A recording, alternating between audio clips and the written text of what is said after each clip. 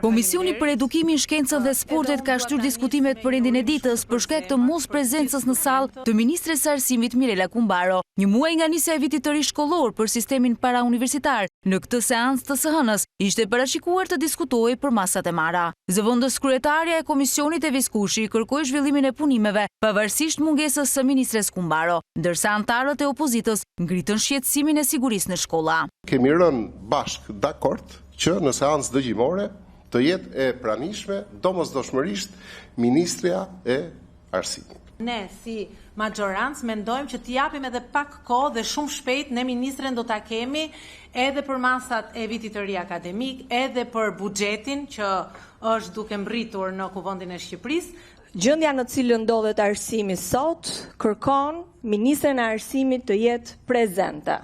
Unë nuk dua të besoj që ministri i arsimit nuk ka ardhur sot, sepse nuk do t'japi llogari për gjendjen që ndodhi dhe ngjarjen që ndodhi në Kamës, te Ibrahim Rugova, ku nxënësit me thika u plagosën, ku oficeri i sigurisë nuk ishte, ndaj ministrja ka detyrimin, e kuptoj që sa ka marrë detyrën, të ri ditën natë të mësoj çfarë ndodh nëpër shkollat tona dhe të vi t'japi llogari.